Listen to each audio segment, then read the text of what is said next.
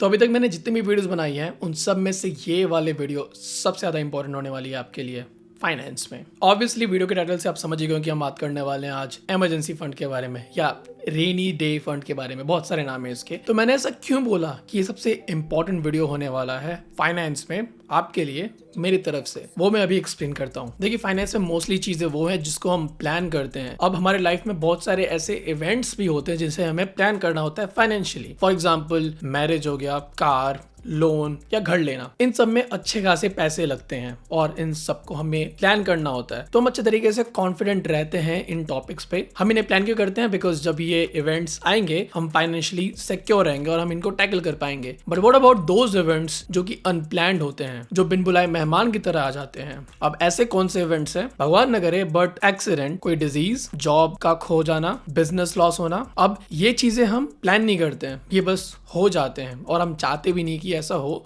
But हो जाते हैं। तो इनको टैकल कैसे करें? बिकॉज ये तो अनप्लान्ड थे। तो अगर हम मेडिकल की बात करें एंड आपके पास मेडिकल इंश्योरेंस है तो ये एक तरीके से इमरजेंसी फंड ही हो गया, क्योंकि आपने प्लान तो नहीं किया था कि आपको कुछ ऐसे मेडिकल इमरजेंसी आएगी, बट आपने एंटिसिपेट किया था कि हाँ ऐसा हो सकता है एंड इफ इन केस ऐसा हुआ मेरे पास मेडिकल इंश्योरेंस है तो मैं फाइनेंशियली सिक्योर हूँ। तो चलो कोई डिजीज, एक्सीडेंट, ये तो चलो सिक्योर हो गया। होपफुली अगर आपके पास इंश्योरेंस है तो, नहीं है तो प्लीज गेट इट एंड इस पे मैं एक वीडियो बनाऊंगा। बट अब जॉब खोने का, बिजनेस लॉस का, और इफ इन केस आपके पास इंश्योरेंस नहीं है and then something like this happens such as accident, फिर आप क्या करोगे? उस टाइम मोस्ट प्रोबेबली या तो आप लोन के लिए अप्लाई करोगे एंड व्हाट इफ आपको लोन नहीं मिला, ये आपको एक बहुत बड़े फाइनेंशियल ट्रबल में डाल सकता है। और इसी चीज के लिए हम बनाते हैं इमरजेंसी फंड एंड ये एक सबसे इंपॉर्टेंट स्टेप है आपके फाइनेंशियल प्लानिंग में। This is the step 1 of financial planning. अब हम थोड़ा बहुत ये तो समझिए कि इमरजेंसी फंड क्या है। ये वैसा फंड है जो हमारे अनप्लैंड सर्कमस्टांसेस या इवेंट्स में हमें सिक्योर करेगा, जैसे कि जॉब खोना, बिजनेस लॉस, कोई मेडिकल इमरजेंसी, जो बस एक फाइनेंशियल बर्डन के रूप में हमारे सामने आ गया। सो क्वेश्चन आता है कि आपका इमरजेंसी फंड कितना होना चाहिए? वेल मिनिमम 6 मंथ्स का होना चाहिए, आइडियली 12 मंथ्स। कितना होना चाहिए? जो भी आपके महीने के खर्चे हैं, नीड्स इनटू 6 मंथ्स। अब नीड्स एंड वांट्स में बहुत डिफरेंस है। मैं बजटिंग के ऊपर बाद में एक वीडियो बनाऊंगा जो मैं खुद फॉलो करता हूं, विच इज 50-30-20। इसको बोलते हैं the rule of thumb in finance, budgeting का। एंड इसमें बेसिकली क्या है कि जितने आपकी इनकम है उसका 50% आपकी नीड्स के लिए है, 30% आपके वांट्स के लिए है एंड 20% आपकी सेविंग्स की तरफ जाता है। आप इसको ट्वीक कर सकते हैं अपने हिसाब से, but this is like the generic rule of thumb in finance. तो लेट्स अज्यूम कि आपकी सैलरी है 50,000 रुपए। दैट मीन्स कि आपकी नीड्स यानी कि आपके जरूरत के खर्चे होते हैं महीने के 25,000 रुपए। आपको 25 इंटू 6 कर देना है। तो 25,000 इंटू 6 यानी कि 1,50,000 रुपए।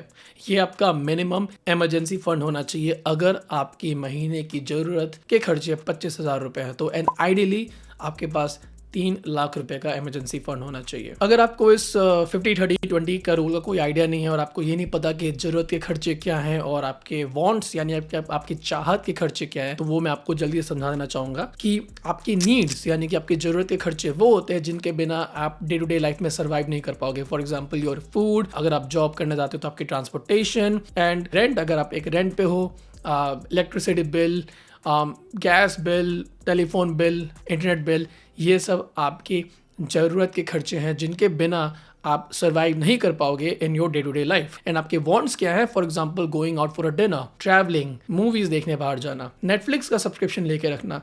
ये चीज़ें हो गई आपकी नीड्स, मतलब ये आपके लाइफस्टाइल को डिफाइन करती हैं। देन ऑब्वियसली 20% जो कि हमने सेविंग्स का बताया था, that could be investing in stocks, mutual funds या जहाँ पे भी आप इन्वेस्ट करते हो। सो हमें सिर्फ अपनी नीड्स पे देखना, यानी कि 25% या जो भी आपका नीड्स है आपको सिर्फ उस पर फोकस करना है। क्योंकि जब भी आप किसी ऐसे एक इमरजेंसी सिचुएशन में आओगे देन आपका मेन फोकस होगा सर्वाइव करना एंड उस सिचुएशन से बाहर रहना। एंड उस टाइम आपका पूरा का पूरा फोकस अपने एक्सपेंसेस को मिनिमाइज करने पे होगा एंड सिर्फ अपनी नीड्स को कंप्लीट करने में होगा।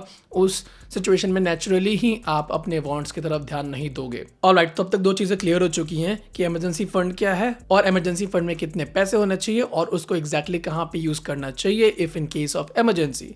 बट अब क्वेश्चन आता है कि इसको रखेंगे कहाँ पे?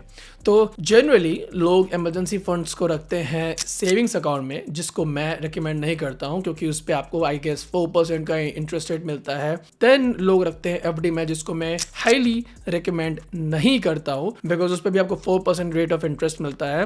मैं क्या रेकमेंड करता हूँ कि आप अपने इमरजेंसी फंड्स को रखो लिक्विड म्यूचुअल फंड में। अब लिक्विड म्यूचुअल फंड क्या होता है? ये बेसिकली म्यूचुअल फंड जैसा ही होता है, बट इसमें अगर आप अपने म्यूचुअल फंड को रिडीम करते हो तो आपको कोई भी जो है वो चार्ज नहीं लगता है। 0% रिडेम्पशन चार्जेस होते हैं इसके। एंड यूजुअली जिस दिन आपने इसको रिडीम किया होता है उसी दिन या फिर T+1 यानी कि जिस दिन आपने ट्रांजेक्शन करा है उसके एक दिन बाद आपको ये पैसे क्रेडिट हो जाते हैं, अनलाइक अदर म्यूचुअल फंड जिसमें एटलीस्ट आपको 4-5 दिन लग जाते हैं। So if in case of emergency आप तो यही चाहोगे कि जितनी जल्दी आपका पैसा हो आपके पास आ जाए। और इसका जो रेट ऑफ इंटरेस्ट होता है वो काफी बढ़िया होता है compare to FDs, at least 5 to 6%। तो कोशिश यही रहती है कि जो आपने अपने इमरजेंसी फंड के लिए पैसे रखे हुए हैं वो इन्फ्लेशन से थोड़ा ऊपर रहे या फिर एटलीस्ट इन्फ्लेशन जितना रहे, ताकि over a long period of time आपके पैसे की वैल्यू कम ना हो। ऑल्सो एक चीज, सेविंग अकाउंट में आपको अपना इमरजेंसी फंड इसलिए नहीं रखना चाहिए बिकॉज ये बहुत इजिली एक्सेसिबल है। And I am not sure about you, but मेरे साथ क्या है कि अगर मुझे पता है कि मेरे अकाउंट में इतने पैसे पड़े हैं देन नेचुरली मैं कुछ ना कुछ देखता रहूंगा एंड सबकॉन्शियसली मुझे दिमाग में रहेगा कि हाँ मैं इस चीज को कभी खरीद सकता हूँ, अभी के अभी खरीद सकता हूँ, ऐसे अफोर्ड कर सकता हूँ। तो ये प्रॉब्लम आई गेस सबके साथ कॉमन है कि अगर आपके पास रेडी कैश पड़ा हुआ है आपके बैंक अकाउंट में then you may end up buying something very stupid जो आपको जरूरत नहीं होगी out of your emergency fund.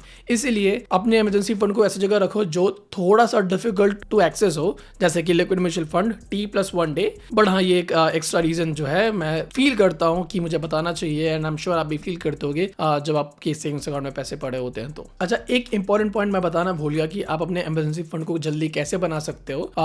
इसके 2 सिंपल तरीके हैं। सबसे पहला कि अगर आप कोई इन्वेस्टमेंट्स कर रहे हो आप उन सबको रोक दो अभी, एंड आपके जो भी खर्चे हैं यानी कि जो खर्चे आपके वांट्स में आते हैं जिनके बिना आप सरवाइव कर सकते हो आप उनको भी रोक दो। एंड देन अगर आपके पास कोई लमसम अमाउंट पड़ा है, फॉर एग्जांपल आपने पहले से ही कुछ पैसे FD वगैरह में डाल रखे, आपके पैसे बैंक में खाली पड़े हुए हैं, देन आप उन तीनों को कंबाइन करो and try to contribute it towards your emergency fund. Ideally 6 महीने का जो इमरजेंसी फंड है उसको जल्दी से आप बना लो एंड अगर हो सके तो पूरे साल का बनाओ। एंड इसका एक रूल आपको याद रखना है कि आप इस इमरजेंसी फंड को तभी टच करोगे जब सच में कोई इमरजेंसी होगी, नॉट बिकॉज आपको इससे कोई गैजेट वगैरह लेना है जिसके लिए आप अपने इमरजेंसी फंड को तोड़ रहे हो। Don't do this. तो अब एक क्वेश्चन आता है कि मैं अपने इमरजेंसी फंड कहाँ पे रखता हूँ। अब देखिए मेरे 2 टाइप के इमरजेंसी फंड है। एक तो मैंने अपना पर्सनल इमरजेंसी फंड रखा हुआ है एंड देन दूसरा है मेरा बिजनेस का इमरजेंसी फंड, क्योंकि बिजनेस के भी एक्सपेंसेस होते हैं जो कि काफी बड़ा अमाउंट है वैसे तो, और वो मैंने रखा हुआ है 6 महीने का,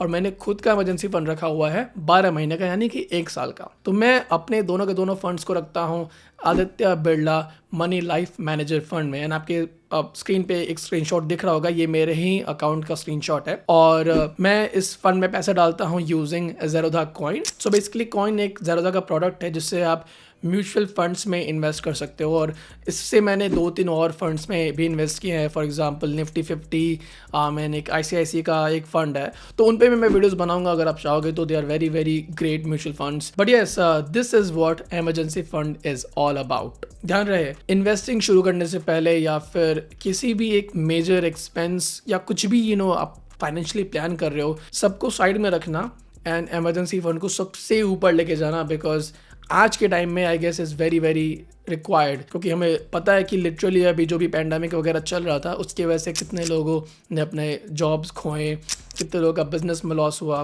कितने लोगों को वापस गांव जाना पड़ा। एंड इस सब में एक बहुत बड़ा रीज़न ये भी हो सकता है कि उनके पास इमरजेंसी फंड शायद ना हो, क्योंकि अगर होता तो वो डेफिनेटली 1 साल सरवाइव कर लेते। तो आई गेस कुछ हो ना हो, इस पैंडेमिक ने हमें ये लेसन तो ज़रूर सिखाया है कि you need to have an emergency fund. चाहे आप कितना भी सिक्योर्ड फील कर रहे हो, कुछ भी हो, पहले आप अपना इमरजेंसी फंड बनाओ, अपना बजटिंग अच्छे तरीके से सेट करो एंड देन आप अपनी इन्वेस्टमेंट्स चालू करो। विद दैट सेड, अगर आपको और भी पर्सनल फाइनेंस के ऊपर वीडियोस देखनी हो देन आप मेरे चैनल को चेकआउट कर सकते हो। मैं पर्सनल फाइनेंस और प्रोडक्टिविटी के ऊपर वीडियोस बनाता हूँ हिंदी में, एंड मिलते हैं अगली वीडियो में। Till then have a great time, bye.